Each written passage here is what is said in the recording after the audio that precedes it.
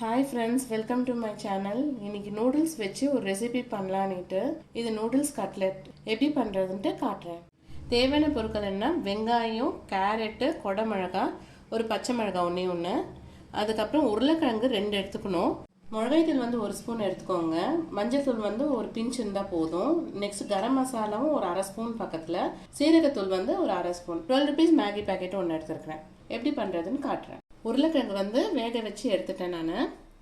உருளைக்கிழங்கு வேக வச்சது அது நல்லா ஸ்மாஷ் பண்ணி வச்சிட்டேன். நெக்ஸ்ட் நூடுல்ஸ் போட்டுக்கிறேன்.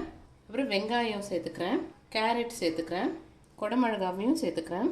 அப்புறம் கரம் மசாலா, சீரகத்தூள், மிளகாய்த்தூள், மஞ்சள் தூள் இதையும் இதில் ஆட் பண்ணிக்கிறேன். அந்த 12 rupees மேகி பேக்கெட் வாங்கணும் இல்லையா, அதோட மசாலா இருக்கு இல்லையா, அதையும் இதில் ஆட் பண்ணிக்கிறேன். பச்சை மிளகாவையும் இதில் ஆட் பண்ணிக்கிறேன். கருவேப்பிலையும் கொஞ்சோண்டு போட்டுக்கிறேன். இப்போ எல்லாத்தையுமே ஒன்றா மிக்ஸ் பண்ணிடலாம். இந்த ரெசிபிக்கு ஏற்ற அளவுக்கு கொஞ்சோண்டு உப்பு ஆட் பண்ணிக்கிறேன்.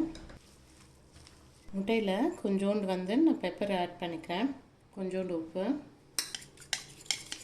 கையில் எண்ணெய் அப்ளை பண்ணிவிட்டு கொஞ்சம் கொஞ்சமாக எடுத்து ரவுண்ட் பண்ணிக்கலாம்.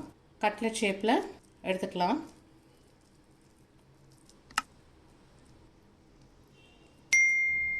எல்லாமே இந்த ஷேப்பில் எடுத்துக்கிறேன். எக்கில் நம்ம டிப் பண்ணிவிட்டு பிரெட் கிராம்ஸில் போட்டு எடுக்க வேண்டியதான்.